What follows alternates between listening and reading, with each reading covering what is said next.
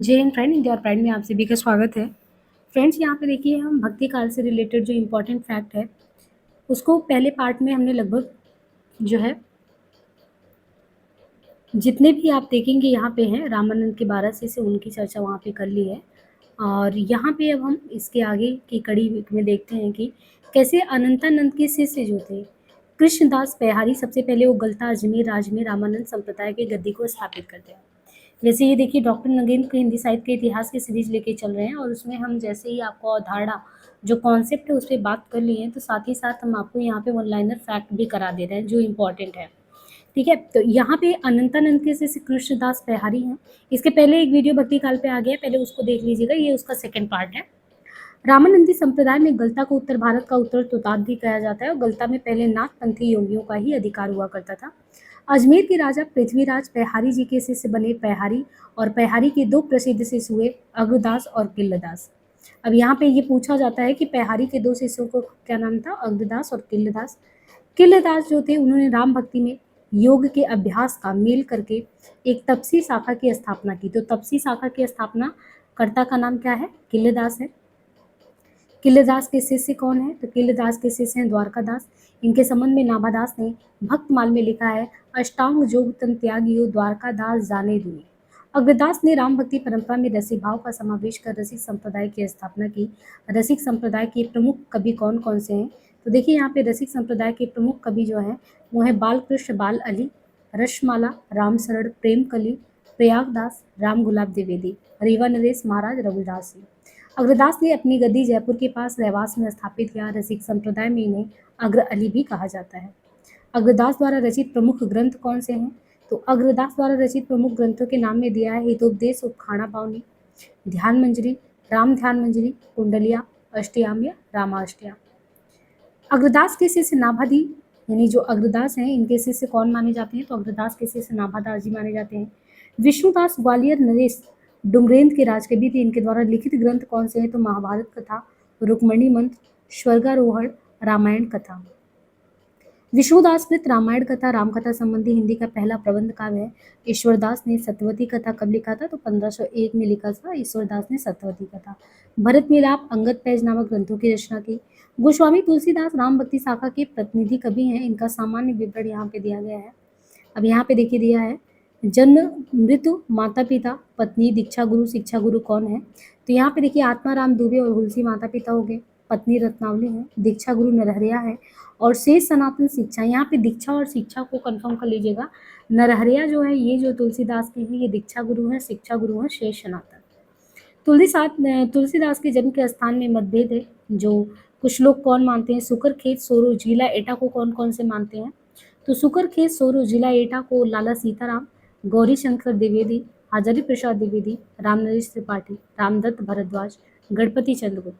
तो इतने लोग हैं यानी लाला सीताराम, गौरी शंकर द्विवेदी, हजारी प्रसाद द्विवेदी, राम नरेश, रामदत्त, गणपति चंद्र, ये सब सुकर के सोरू जिला एटा मानते हैं। और राजापुर जिला बांदा कौन कौन मानता है, बेनी माधव माधव और महात्मा रघुवर दास, शिव सिंह सेंगर, राम गुलाब द्विवेदी, आचार्य रामचंद्र शुक्ल। आचार्य रामचंद्र शुक्ल तुलसी को स्मार्त वैष्णव मानते हैं। शुक्ल के अनुसार हिंदी काव्य की प्रौढ़ता के युग का आरंभ गोस्वामी तुलसीदास द्वारा हुआ है। तुलसीदास के महत्व के संदर्भ में विद्वानों द्वारा कही गई उक्तियों में है, नाभादास ने इनको क्या कहा है, तो नाभादास का है कि कलिकाल का वाल्मीकि। विद्वान जो है तुलसीदास वो नाभादास जो है कहते हैं कि ये कलिकाल के वाल्मीकि हैं।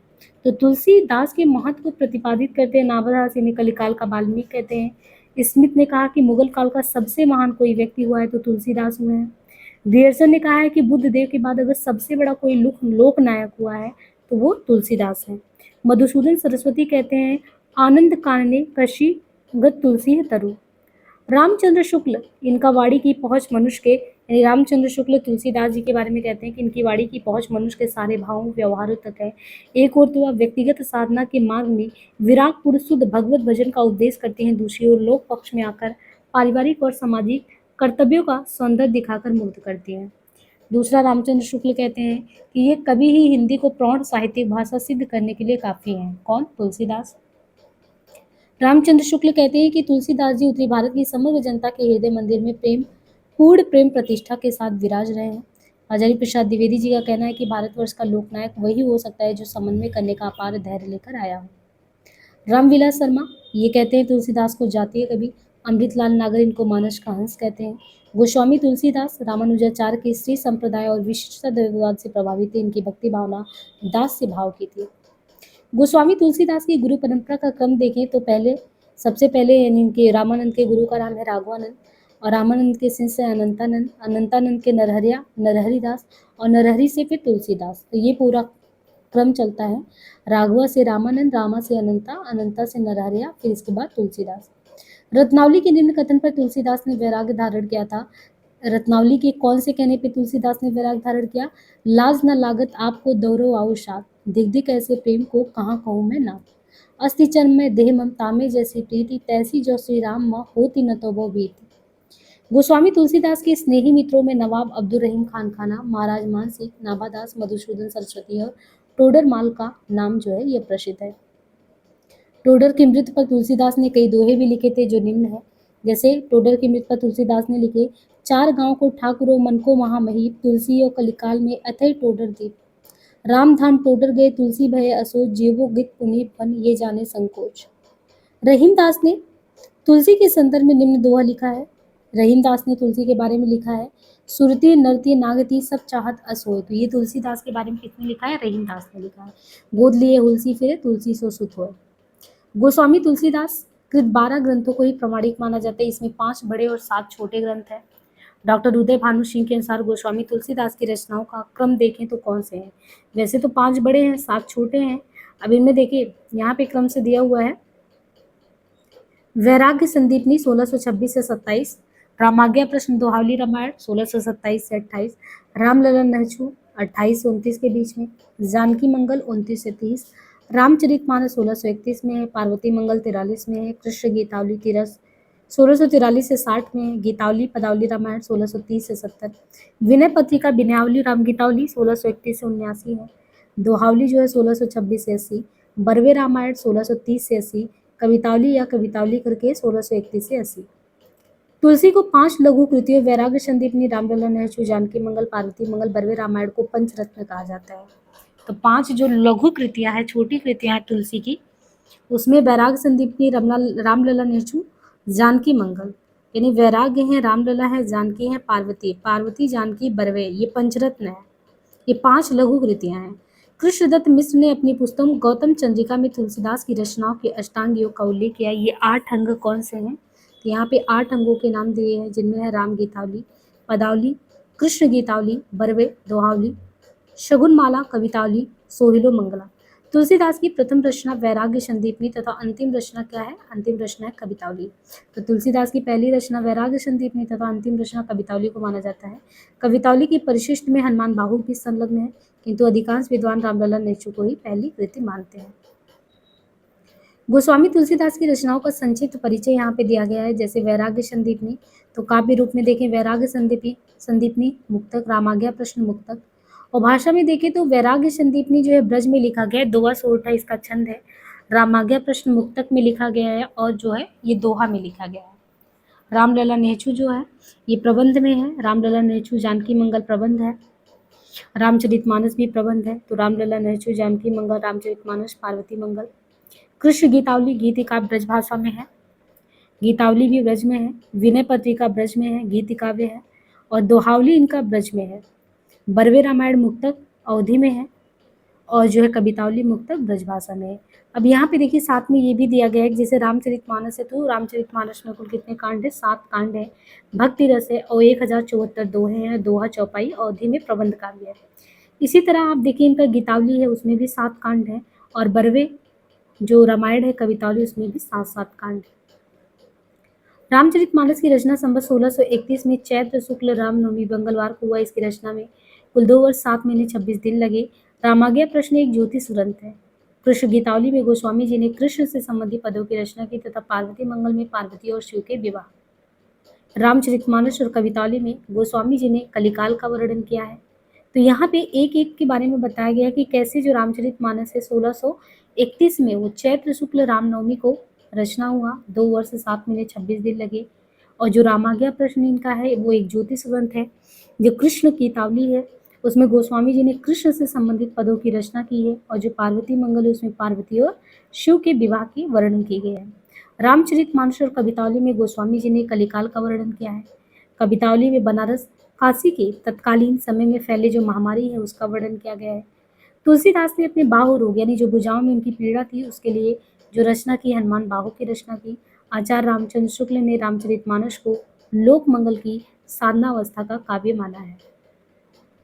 मानस में 7 कांड या सोपान हैं जो क्रमशः इस प्रकार हैं: बाल कांड, अयोध्या कांड, अरण्य कांड, किष्किंधा कांड, सुंदर कांड, लंका कांड, उत्तर कांड। तो बाल, अयोध्या, अरण्य, किष्किंधा, सुंदर, लंका कांड और उत्तर कांड। अयोध्या कांड को क्या कहा जाता है? रामचरितमानस का हृदय स्थल। अयोध्या कांड को रामचरितमानस का हृदय स्थल कहा जाता है। इस कांड की चित्रकूट सभा को आचार्य शुक्ल ने एक आध्यात्मिक घटना की भी संज्ञा दी थी। चित्रकूट सभा में वेद नीति, लोक नीति, राजनीति तीनों का समन्वय दिखाई पड़ता है। रामचरितमानस की रचना गोस्वामी जी ने स्वांथा सुखाय के साथ साथ लोकहित एवं लोक मंगन के लिए किया। रामचरितमानस के मार्मिक स्थल निम्नलिखित है: राम का अयोध्या त्याग एवं पति के रूप में वनगमन, चित्रकूट में राम और भरत का मिलन, सबरी का आतिथ्य, लक्ष्मण को शक्ति लगने पर राम का विलाप, भरत की प्रतीक्षा। तुलसी ने रामचरितमानस की कल्पना मानसरोवर के रूप में की है, जिसमें 7 कांड के रूप में 7 सोपान तथा 4 वक्ता के रूप में 4 घाट है। सप्त सोपान मानस के चारों घाटों का संक्षिप्त विवरण दिया गया है: काकभुसुंडी गरुड़ संवाद, उपासना घाट, पनघट, और यहाँ पे राम यश जल से भरपूर रामचरितमानस में शिव पार्वती संवाद, तुलसी संत संवाद, यागवाल भरद्वाज संवाद, और यहाँ पे देखिए ज्ञान घाट, राजघाट, प्रपत्ति घाट, गाय घाट, और कर्म घाट, पंचायती घाट। मानक रूप तुलसी साहित्य का सबसे बड़ा रूपक है मानस रूप। अलंकार योजना में देखें तो तुलसी को प्राप्त उपाधियां जो है, लाला भगवान दिन और बच्चन सिंह ने इनको रूपकों का बादशाह कहा, शुक्ल ने अनुप्रास का बादशाह कहा, डॉक्टर उदय भानु सिंह ने उत्प्रेक्षाओं का बादशाह कहा। तो भगवान दिन ने रूपकों का, आचार्य शुक्ल ने अनुप्रास का बादशाह, उदय भानु ने उत्प्रेक्षाओं का बादशाह। आचार्य हजारी प्रसाद द्विवेदी ने लिखा है: तुलसी का संपूर्ण काव्य समन्वय की विराट चेष्टा है। रामचरितमानस पर सर्वाधिक प्रभाव किसका है? तो आध्यात्म रामायण का पड़ा है। तुलसीदास ने सर्वप्रथम मानस को रसखान को सुनाया था। तो एक जो ये हो गया कि रामचरितमानस पे सबसे ज़्यादा प्रभाव किसका पड़ा है? आध्यात्म रामायण का पड़ा है। फिर तुलसीदास ने सबसे पहले मानस को रसखान को सुनाया था। किसको? मानस को रसखान को सुनाया था। रामचरितमानस की प्रथम टीका अयोध्या के बाबा रामचरण दास ने लिखी थी। रामचरितमानस के संदर्भ में रहीम दास ने लिखा है: रामचरितमानस विमल संतन जीवन प्राण, हिंदुओं को वेद सम यवनी प्रकट कुरान। भिखारी दास ने तुलसी के संबंध में लिखा है: तुलसी गंग दो भय सुकबिन के सरदार, इनके काव्य में मिली भाषा विविध प्रकार। अयोध्या सिंह उपाध्याय हरिओं ने इनके संबंध में लिखा है: कविता करके तुलसी न लसी, कविता पालसी तुलसी की कला। आचार्य शुक्ल ने लिखा है कि भाषा पद्य के स्वरूप को लेते हैं तो गोस्वामी जी के सामने कई शैलियां प्रचलित दिखती हैं, जिनमें से मुख्य है वीर गाथा काल की छब्बे पद्धति, विद्यापति और सूरदास का गीत पद्धति, गंग आदि भाटों की कवि सवैया पद्धति, कबीरदास की नीति संबंधी बानी की दोहा पद्धति जो अभ्रंश से चली आती थी, और ईश्वरदास की दोहे चौपाई वाली प्रबंध पद्धति। इस प्रकार भाषा के 2 रूप हैं, अवधि और ब्रज, और रचना की 5 प्रमुख शैलियां साहित्य क्षेत्र में गोस्वामी जी को देखने को मिली।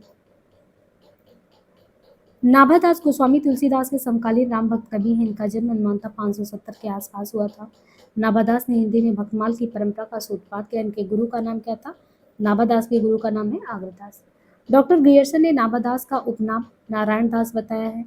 नाभादास ने सन 1585 ईस्वी के आसपास ब्रज भाषा में भक्तमाल की रचना की है।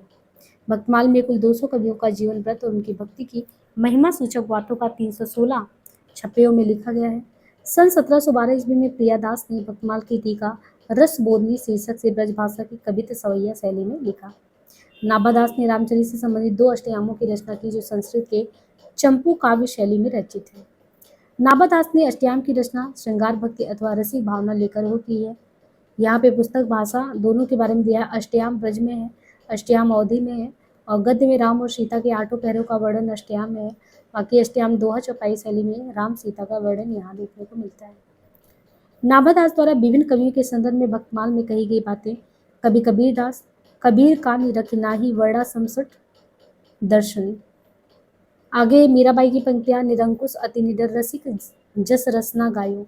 तुलसीदास की पंक्ति हैं: त्रेता काव्य निबंध करी सतकोट रसायन, एक अक्षर उच्च रहे ब्रह्म इत्यादि परायण। सूरदास का है उक्ति चोज अनुप्रास वर्ण अस्थिति अति भारी वचन प्रीत निर्वाह अर्थ अद्भुत तुकधारी। नंददास की पंक्ति है लीला पद रस रीति ग्रंथ रचना में नागर सरस उक्ति युक्त भक्ति रहगन उजागर। अष्टयाम में नाभादास ने लिखा है, अष्टयाम में नाभादास ने क्या लिखा है, अवधपुरी की शोभा जैसी कहीं नहीं सकही से श्रुति तैसी। केशव दास का जन्म बुंदेलखंड के ओरछा नामक नगर में सन 1555 ईस्वी में हुआ था और मृत्यु सन 1617 में। केशवदास का उपनाम वेदांती मिश्र था और ये निम्बार्क संप्रदाय में दीक्षित थे। केशव ओरछा नरेश महाराज राम सिंह के भाई इंद्रजीत सिंह के गुरु और राजाश्रित कवि थे। केशवदास की रचनाओं का काल क्रमानुसार यहाँ पे परिचय दिया गया है, जैसे रसिक प्रिया रामचंद्रिका, कवि प्रिया रतन बावनी, वीर सिंह देवचरित, विज्ञान गीता।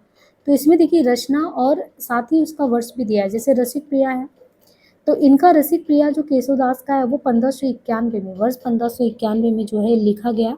और इसमें जो है जैसे हर एक में अध्याय होते हैं ऐसे यहाँ पे इन्होंने इसको प्रभाव में लिखा है। तो रसिक प्रिया प्रभाव में लिखा गया है, रामचंद्रिका प्रकाश में लिखा गया, कवि प्रिया भी प्रकाश में लिखा गया है। बाकी जो रसिक प्रिया है 16 प्रभाव 1591 में, रस श्रृंगार का वर्णन इसमें किया गया है। और जो केशवदास की रामचंद्रिका है 1601 ईस्वी में 39 प्रकाश के साथ, ये भी प्रबंध रचना है और इसमें राम के चरित्र पर इसको आधार बनाया गया है। कवि प्रिया यानी रामचंद्रिका और कवि प्रिया दोनों ही 1601 में है। रामचंद्रिका 39 प्रकाश है, कवि प्रिया में 16 प्रकाश है। बाकी राम के चरित्र को आधार बना के रामचंद्रिका लिखा गया था और कवि प्रिया जो 1601 में अलंकारों का वर्णन। रतन बावनी 1607 53 छंद है ना, प्रबंध में है। डिंगल शैली के एक राजनीतिक ग्रंथ है रतन बावनी। वीर सिंह देव चरित 1607 में, इसमें 33 प्रकाश का उल्लेख है, प्रबंध में है। वीर सिंह देव पर आधारित एक ऐतिहासिक काव्य है। और विज्ञान गीता 1610, इसमें 21 प्रभाव है। और प्रबोध चंद्रोदय का इसमें प्रबोध चंद्रोदय का अनुवाद किया गया है। जहांगीर जस चंद्रिका 1612 प्रबंध ग्रंथ है, जहांगीर के दरबार का वर्णन है। बाकी नक्सिक में राधा के अंगों उपांगों का वर्णन है और छंदमाल में छंदों का वर्णन किया गया है।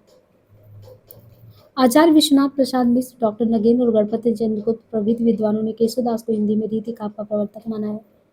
कवि प्रिया रीति ग्रंथ की रचना इंद्रजीत सिंह की एकनिष्ठ प्रेमिका गणिका वेश्या प्रवीण राय को शिक्षा देने के लिए की गई थी। आचार्य शुक्ल केशव को अलंकारवादी मानते हैं। केशवदास ने ये बात स्वयं लिखी है, यद्यपि सुजाति सुलक्षणी सुवर्ण सरस सुब्रत भूषण बिन्न विराजही कविता वनिता मित। केशवदास भामा दंडी और उद्भट के अनुयायी थे। कौन? केशवदास जो थे वो केशवदास भामा दंडी और उद्भट के अनुयायी थे। ऐसा माना जाता है कि केशवदास ने रामचंद्रिका की रचना तुलसीदास के रामचरितमानस की प्रतिस्पर्धा में एक रात में की। यानी कहते हैं कि केशवदास ने जो रामचंद्रिका की रचना की है, तुलसीदास का जो रामचरितमानस लिखा गया उसकी प्रतिस्पर्धा में एक ही रात में किया है। और गुमान कवि ने रामचंद्रिका की प्रतिस्पर्धा में कृष्ण चंद्रिका लिखा।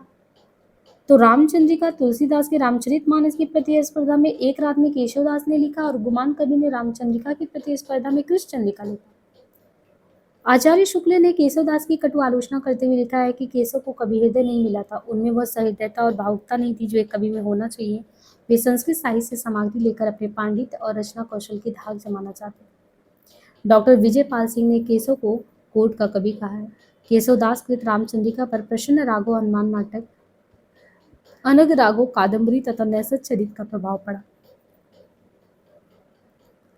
आलोचकों के केशवदास और रामचंद्रिका के संबंध में निम्नांकित कथन है आलोचक में, जैसे यहाँ पे दिया है। नाभादास, प्रमुख कथन है नाभादास का उड़गन केशवदास रामचंद्र शुक्ल का कठिन काव्य का प्रेत, रामस्वरूप चतुर्वेदी के द्वारा रामचंद्रिका चंदों का एक अजायब घर। सेनापति का जन्म सन 1589 ईस्वी के आसपास माना जाता है। इनके गुरु का नाम हीरामणि दीक्षित था। तो सेनापति का जन्म कब हुआ था? सन 1589 ईस्वी के आसपास माना जाता है और इनके गुरु का नाम क्या था? हीरामणि दीक्षित। सेनापति द्वारा रचित 2 ग्रंथ है, एक कवित रत्नाकर है, एक काव्य कल्पद्रुम है। कवित रत्नाकर इसमें 5 तरंग और 394 छंद राम कथा का वर्णन देखने को मिलता है कवित रत्नाकर में। और जो काव्य कल्पद्रुम है, इसमें काव्य कल्पद्रुम क्या है? इसे एक रीति ग्रंथ माना जाता है काव्य कल्पद्रुम को। आचार्य रामचंद्र शुक्ल ने सेनापति के संदर्भ में लिखा, ये बड़े ही सहृदय कवि थे, ऋतु वर्णन तो इनके जैसा और किसी श्रृंगारी कवि ने नहीं किया। सेनापति ब्रजभाषा के कवि और उनका सर्वाधिक प्रिय अलंकार क्या है? श्लेष अलंकार है। अन्य राम भक्त कवियों में देखें तो प्राणचंद्र चौहान है, तो इनका रामायण महानाटक है 1610 ईस्वी में। माधवदास चरण रामदासों 1618, आध्यात्म रामायण 1624 ईस्वी। हृदय राम जो है, हृदय राम के द्वारा है हनुमान नाटक, और हनुमान नाटक 1623 ईस्वी में। रायमल पांडे हनुमान चरित 1639 में। नरहरि बारहट और उसे रामायण। लालदास अवध बिलास 1643 में। कपूर चंद्रिका रामायण 1646 ईस्वी में। रामायण महानाटक एक संवादात्मक प्रबंध काव्य जिसमें दोहा चौपाई की प्रधानता देखने को मिलती है। हृदय राम के द्वारा जो हनुमान नाटक है उस पर संस्कृत के हनुमान नाटक का सबसे ज्यादा प्रभाव दिखता है। पौरुषेय रामायण नरहरि कृत चतुर्विंशति अवतार चरित नामक विशाल ग्रंथ का एक अंश है।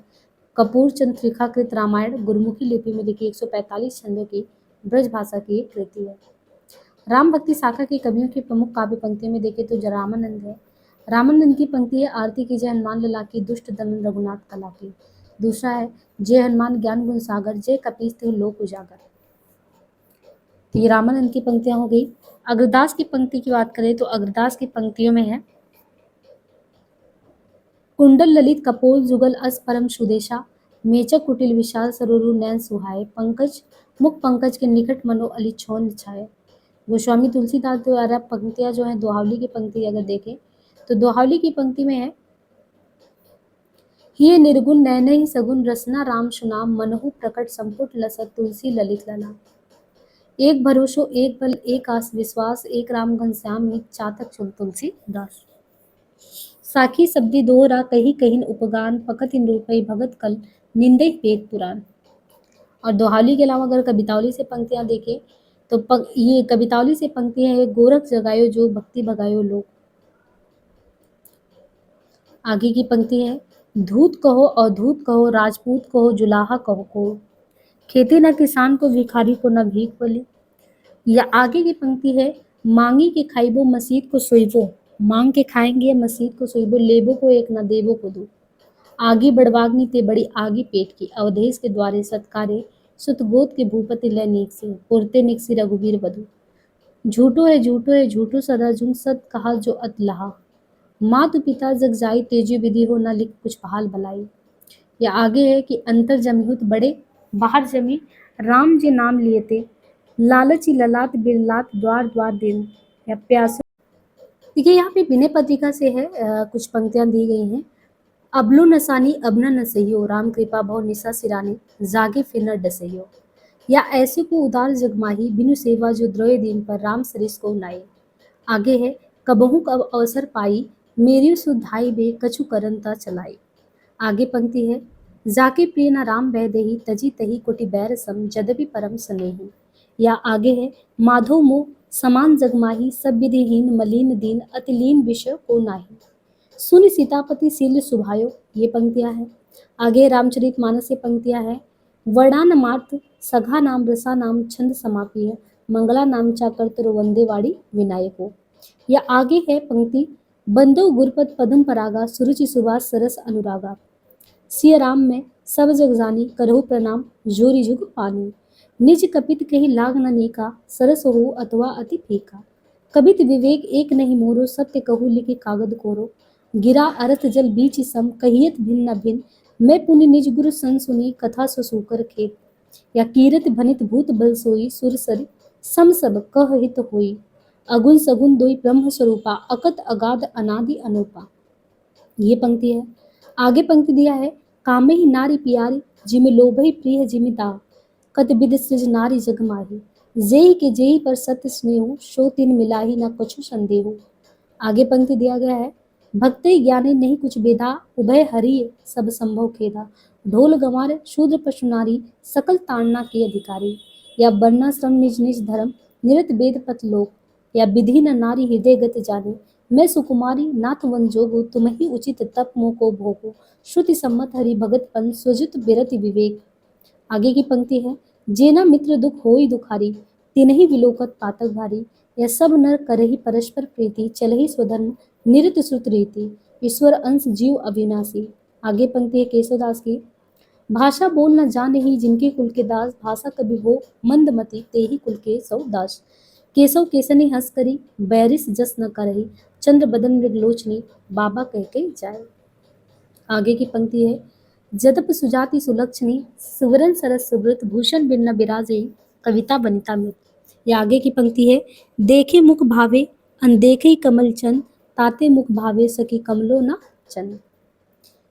केशव केशव राय मनो कमलासन के सिर ऊपर शोहे, माँ तू कहाँ निपतात। ये आगे की पंक्ति सेनापति की पंक्ति दी गई यहाँ पे। दुरि जदुराई सेनापति सुखदाई देखियो, सेनापति उन्हें ने जलद सावन के, चारियों दिसान घूमरत भरे तोय के। सेनापति सोई सीतापति के प्रसाद जाकी। अब विविध में यहाँ पे देखिए तो रविन्द्रनाथ टैगोर ने लिखा है कि वाल्मीकि ने सबसे पहले नरकाव्य का प्रवर्तन किया। मीराबाई के एक पत्र के जवाब में तुलसीदास ने निम्नांकित पद कही थी, जो विनय पत्रिका में संकलित है। जैसे ये पंक्ति है, जाके प्रिय ना राम वैदेही, ताजी तेही कोटि वर्ष है, यद्यपि परम स्नेही। और अंग्रेजी भाषा वैज्ञानिक बिंट ने तुलसी की भाषा को पूर्वानी वैश्वाड़ी कहा है। शगुरधारा कृष्ण भक्ति शाखा में देखेंगे तो कृष्ण का सबसे पहले उल्लेख ऋग्वेद के 8वें मंडल में 85 सूक्त के रचयिता के रूप में मिलता है। संस्कृत साहित्य में सर्वप्रथम कृष्ण के अलौकिक कर्मों का वर्णन ईस्वी पूर्व प्रथम शताब्दी के कवि अश्वघोष के बुद्धचरित में मिलता है। राधा का प्रथम वर्णन हाल की प्राकृतिक रचना गाथा सतसैया गाथा सप्तशती में हुआ, जो प्रथम शताब्दी की रचना है। कृष्ण भक्त कवियों का आधार ग्रंथ भागवत महापुराण है। कृष्ण काव्य परंपरा का प्रमुख संप्रदाय माचार प्रवर्तकों का संक्षिप्त विवरण यहाँ पे दिया गया है। जैसे यहाँ पे निम्बार्काचार्य, वल्लभाचार्य, स्वामी हरिदास, चैतन्य महाप्रभु, हितहरि वंश। और इसमें भी आप देखिए तो जन्म और वो दिया है कि 1114 से 1162 निम्बार्काचार्य, वल्लभाचार्य का 1478 से 1830, स्वामी हरिदास का 1478 से 1578, चैतन्य महाप्रभु का 1486 से 1533 और 1502 से 52। और निम्बार्काचार्य निम्बापुर, वल्लभाचार्य चंपारण, स्वामी हरिदास वृंदावन राजापुर, चैतन्य महाप्रभु नवद्वीप बंगाल, हित हरिवंश बांधगांव मथुरा। बाकी संप्रदाय में इनका सनकादि संप्रदाय, निम्बार्काचार्य गुरु नारद मुनि है, वल्लभाचार्य के विष्णु स्वामी, स्वामी हरिदास का आसधीर। और निम्बार्का का है द्वैताद्वैत, वल्लभाचार्य का शुद्ध द्वैतवाद, चैतन्य महाप्रभु का है अचिंत्य भेदाभेदवाद। कभी हाल का वास्तविक नाम शालिवाहन था, जो प्रथम शताब्दी में प्रतिष्ठानपुर के राजा थे। भागवत पुराण का रास शरद रास है तथा गीत गोविंद का वसंत रास है।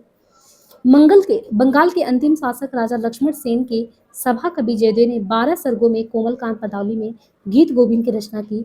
और भागवत पुराण में कुल कितने स्कंद है तो 12।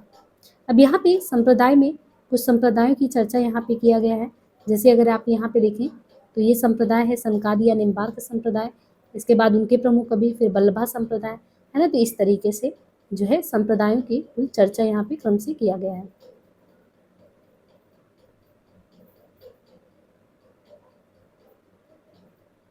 तो हम संप्रदाय के साथ जो है इसको नेक्स्ट पार्ट में करेंगे। आज के लिए इतना ही।